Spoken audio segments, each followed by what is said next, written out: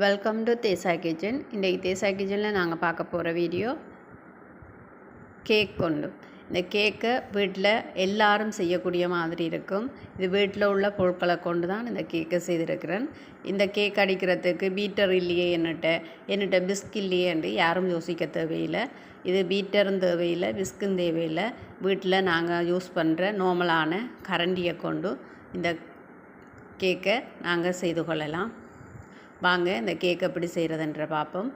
இப்போ நாங்கள் 3 கப் மாவு எடுத்திருக்கிறேன். நீங்கள் எந்த கப் உங்களுக்கு பொருத்தமாக இருக்கோ அல்லது உங்களுக்கு பொருத்தமான ஏதாவது ஒரு டிஷ்ஷோ அல்லது ஒரு கப்போ நீங்கள் எடுத்துக்கொள்ளலாம். அந்த கப்பால் 3 கப் நான் எடுத்திருக்க ஆல் பர்பஸ் ஃப்ளவர் எடுத்திருக்கிறேன். உங்களுக்கு தேவையாண்டா நீங்கள் கோதுமை மா கூட ஆவிச்சு கொள்ளலாம். இந்த 3 கப்பு மாவையும் நாங்கள் நல்லா அரைச்சி கொள்ளணும். கட்டிகள் இல்லாமல் அரைச்சதுக்கப்புறமா நாங்கள் இது கூட என்னென்ன சேர்க்க போகிறோம்ன்றதை பார்ப்போம். இப்போ மாவை அரைச்செடுப்போம்.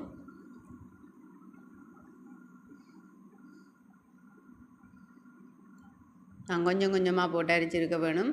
2 கப்பையும் ஒரே இதில் போட்டுட்டேன். அதால் கொஞ்சம் கஷ்டமாக இருக்குது. நான் கொஞ்சம் மாவு எடுத்து அங்கால வச்சிட்டு பேருந்து திருப்பி இதை அரைச்சி கொள்ள போகிறேன்.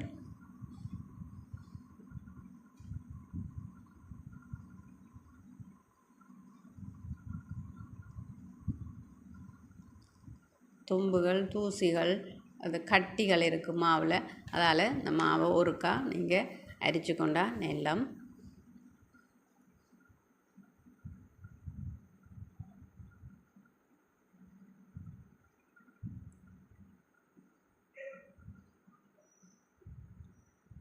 மூன்று கப் மாவும் அரைச்சி முடிஞ்சுது. இப்போ நாங்கள் இது கூட என்ன சேர்க்க போகிறோம்னு பார்க்க போகிறோம். இப்போ நான் இது கூட கொக்கோ பவுடர் நாங்கள் இந்த மாவெடுத்த கப்பால் 1 கப் சேர்த்துக்கொள்கிறேன். உங்களுக்கு தேவை என்று சொன்னால் நீங்கள் கொக்கோ பவுடர் சேர்த்துக்கொள்ளலாம். அப்படி இல்லை, எங்களுக்கு கொக்கோ பவுடர் விருப்பம் இல்லைன்னு நினைக்கிற நீங்கள் இன்னும் 1 கப் மாவை நீங்கள் சேர்த்துக்கொள்ளலாம். நான் 3 கப் மாவும் ஒரு கப் கொக்கோ பவுடர்னு சேர்த்துருக்கிறேன். நீங்கள் 4 கப் மாவாகவே எடுத்துக்கொள்ளலாம்.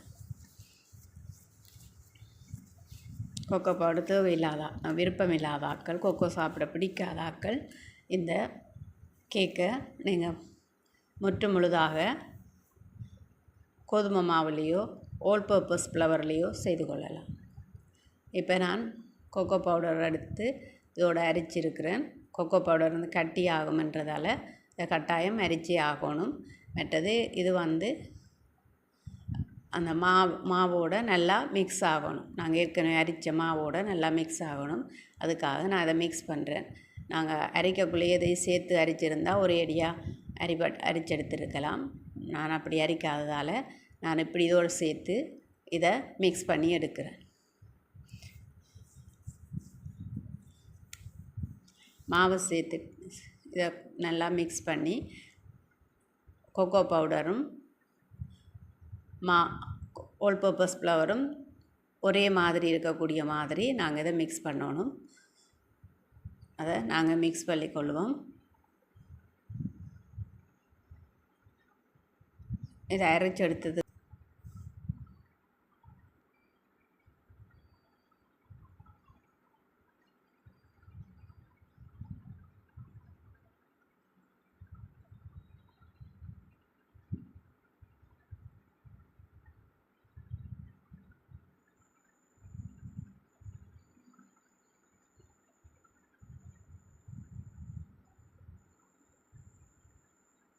நான் ஏற்கனவே சொன்னது போல் கொக்கோ பவுடரும் இந்த ஆல் பர்பஸ் ஃப்ளவரும் ஒன்றோடு ஒன்று நல்லா மிக்ஸ் ஆகணும். இல்லாட்டி அது திட்டாக கேக்கில் தெரியும். அதால் நல்லா மிக்ஸ் பண்ணி எடுத்துருக்கிறேன். இப்போ நாங்கள் இதில் நான் சொன்ன ஒரு முக்கியமான பொருள் நான் இந்த கேக்கில் சேர்க்க போகிறேன். என்னதுன்ட்டு பார்ப்போம்.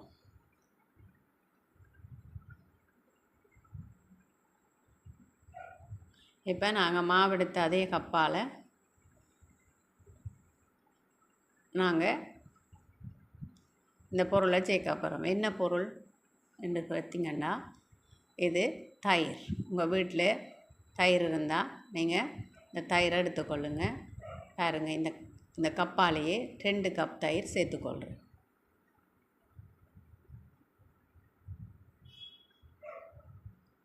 ஒரு கப்,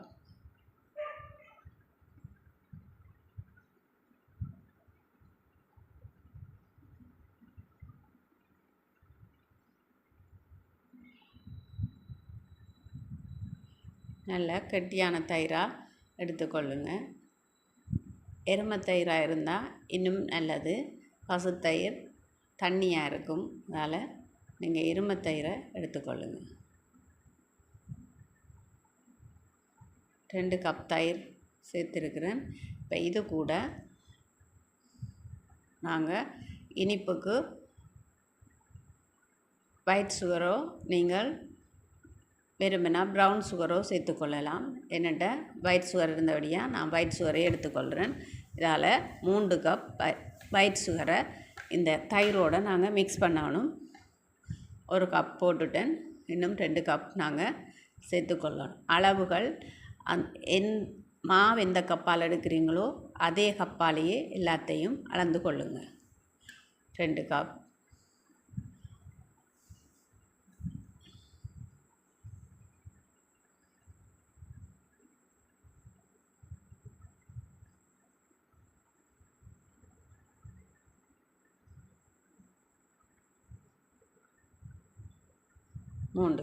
மூன்று கப் சீனி சேர்த்துருக்கிறேன். இது கூட பேக்கிங் பவுடர் 2 டீஸ்பூன் சேர்க்க போகிறேன்.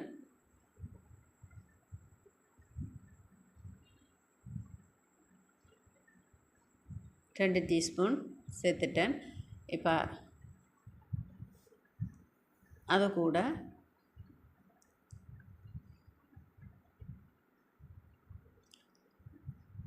அப்பச்சோடா, அதாவது பேக்கிங் சோடா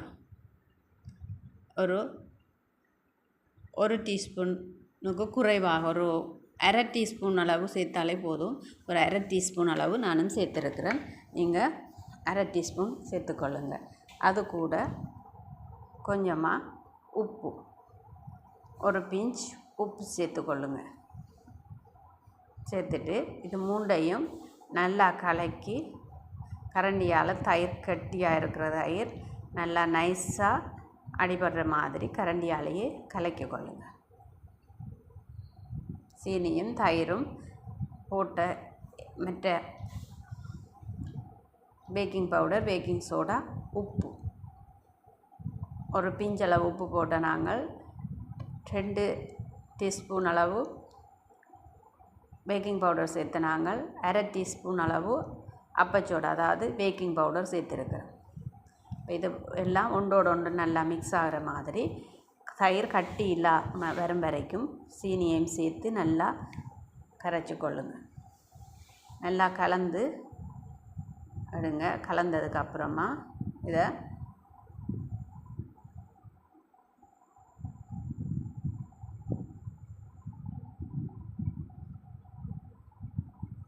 வீடியோ சரியாக தெரியுதில்லைன்னு நான் அந்த வீடியோவை செட் பண்ணினேன்னா. இப்போ இதை நல்லா கலந்து கொண்டே இருங்கோ. தயிர் கட்டி இல்லாமல் உங்களுக்கு தெரியுது, எப்போ தெரியுதோ அப்போ நீங்கள் இதை ஒரு மூடி போட்டு மூடி ஒரு 5 மினிட்ஸ், 5லேருந்து 10 நிமிஷம் அதுக்குள்ளே நீங்கள் இதை மூடி வைங்க.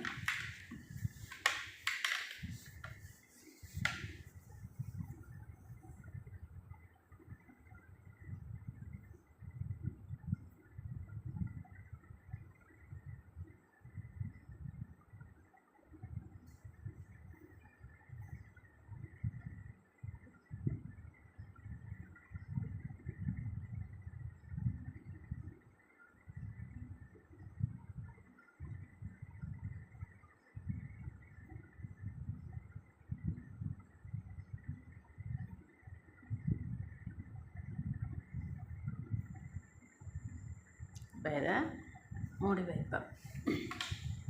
அதுக்கு ஒரு 7 நிமிஷத்துக்கு பிறகு அதை பார்ப்போம். இப்போ நாங்கள் கேக் எந்த ட்ரேயில் போட போகிறோமோ அந்த கேக்கை ட்ரே எடுத்து அதில் எண்ணெய் தடவி நான் இப்போ அதில் ஆயில் பேப்பர் போட்டு வைப்போம். இப்போ கேக் கலந்ததுக்கு பிறகு இதில் நாங்கள் விடுவோம். சிம்பிளான வேலை, ஈஸியான வேலை. பீட்டர் எடுக்க தேவையில்லை, கரண்ட் தேவையில்லை. உங்களுக்கு பீட்டர் போடணுமென்ற தேவையில்லை.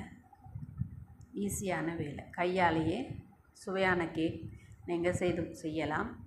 செய்து பாருங்கள். மற்றது வெஜிடேரியன் கேக், வெஜிடேரியன் ஆட்கள் வீட்டில் இருந்தாலும் இது ஈஸியாக செய்யலாம். வீட்டில் நாளாக நாங்கள் தயிர் பாவிக்கிற ஆட்களாக இருந்தால் தயிர் வீட்டில் இருந்து கொண்டே இருக்குது. ஈஸியாகவே இந்த கேக்கை நீங்கள் வீட்டில் செய்து கொள்ளலாம்.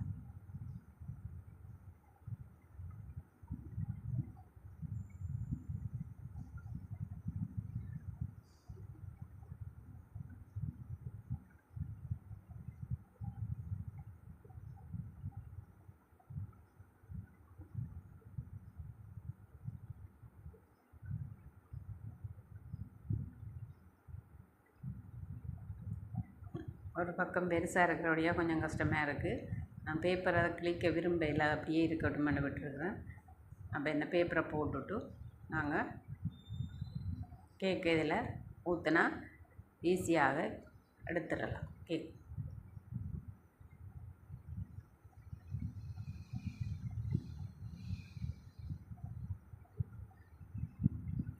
இந்த பேப்பர் போட முதல்ல நீங்கள் தட்டுக்கு கொஞ்சமாக எண்ணெய் தடவினீங்களேன்னு சொன்னால் அந்த பேப்பர் ஈஸியாக தட்டில் ஒட்டிடும். இல்லாட்டி ஓடிக்கொண்டே இருக்கும், மடித்து கொள்ள கஷ்டமாக இருக்கும். முதல் தட்டில் கொஞ்சம் எண்ணெயை தடவிட்டு பேப்பரை மேலால் போட்டு அதை ஒட்டி இருக்கும்.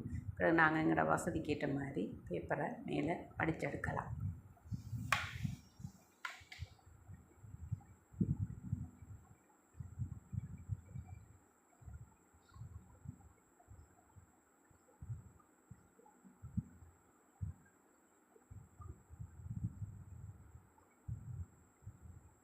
இப்போ ஒரு 7 நிமிஷம் வந்துட்டு இப்போ நாங்கள் இதுக்கு என்ன சேர்க்க போகிறோம்னா சன்ஃப்ளவர்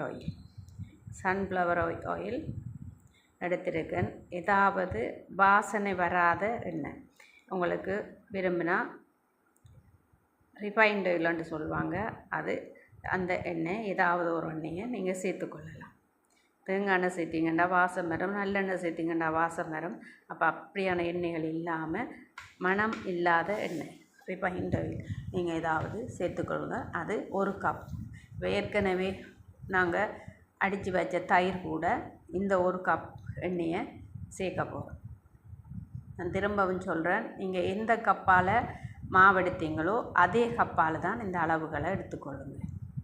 2 கப் தயிர், 1 கப் எண்ணெய், 3 கப்பு சீனி, இவ்வளவு சேர்த்துருக்குறோம்.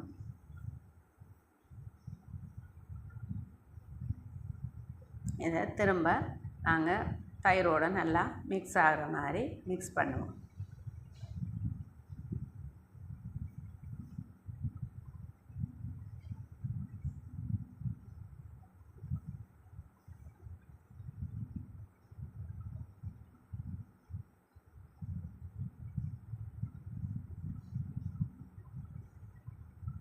உங்களுக்கு அளவுகள் தேவைன்னு சொன்னால் நான் டிஸ்கிரிப்ஷனில் கொடுக்குறேன், நீங்கள் பார்த்துக்கொள்ளுங்க.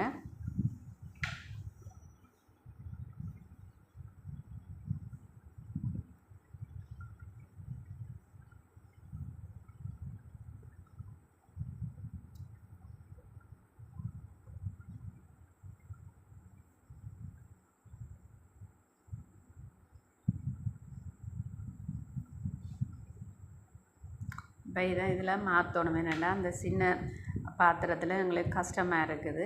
ஆகவே கொஞ்சம் கூடுதலான இருக்கிற வழியாக நாங்கள் அதை கலக்கிறதுக்கு ஏற்ற மாதிரி இந்த பாத்திரத்தை நான் மாற்றி எடுக்கிறேன். இல்லைன்னா பாத்திரம் அளவாக இருக்கும் இருந்தால் நாங்கள் அந்த தயிருக்குள்ளேயே இந்த மாவை நாங்கள் மிக்ஸ் பண்ணியிருக்கலாம். இப்போ அந்த பாத்திரம் எனக்கு மிக்ஸ் பண்ண காணாதுன்றபடியாக நான் இதை இங்கால ட்ரான்ஸ்ஃபர் பண்ணி எடுக்கிறேன்.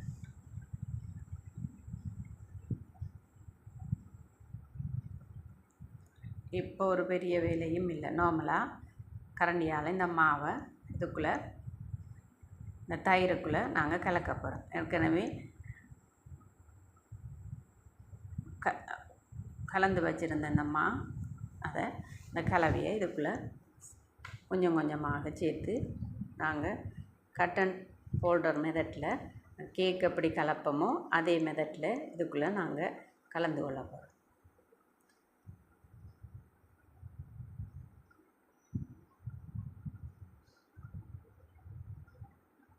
நீங்கள் நினைக்கலாம் இந்த இதுக்குள்ளே போட இந்த தயிர் காணாமல் இருக்குமே, இறுக்கமாக வருமே என்று சொல்லி. உண்மைதான், இறுக்கமாக வரும். அதுக்கும் ஒரு வழி வச்சிருக்கிறேன். வாங்க இதை கலந்துட்டு அதை என்னன்னு சொல்லி பார்ப்போம். நீங்கள் வீடியோ கடைசி வரைக்கும் பார்த்தீங்களன்னா தான் நான் என்ன செய்கிறேன்ன்றது உங்களுக்கு புரியும். பார்த்து கொள்ளுங்கள். கடைசி வரையும் வீடியோ பாருங்கள், அப்போ தான் விளங்கும். ஈஸியான வேலை. ஒரு 15 மினிட்ஸில் வேலை முடிஞ்சிடும். கேக் ரெடி ஆகிரும். பீட்டர் எடுக்கணுமென்ற தேவையும் இல்லை, டிஸ்க் எடுக்கணும் கழுவணுமென்ற தேவையும் இல்லை. சிம்பிளாக ஒரு கரண்டி இருந்தாலே போதும், கேக் ரெடி.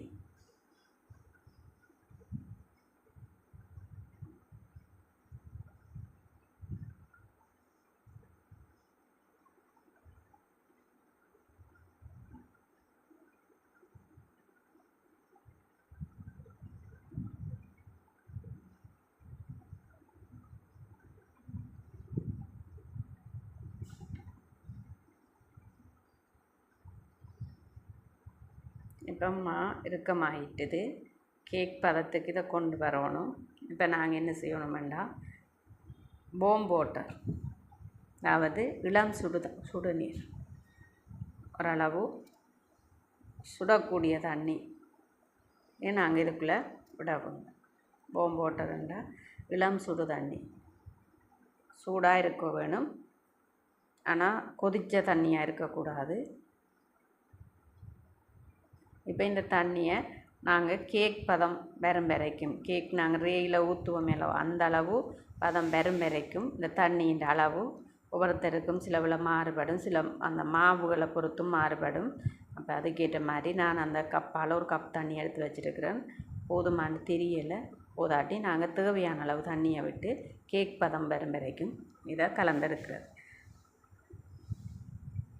நான் கலந்து கொண்டே இருக்கிறேன். நீங்கள் கலக்கக்குள்ள கட் அண்ட் பவுடர் மெத்தடில் கட் பண்ணி இந்த கேக்கு கலந்து கொள்ளுங்க. அப்போதான் கேக் நல்லா பொங்கி வரும்.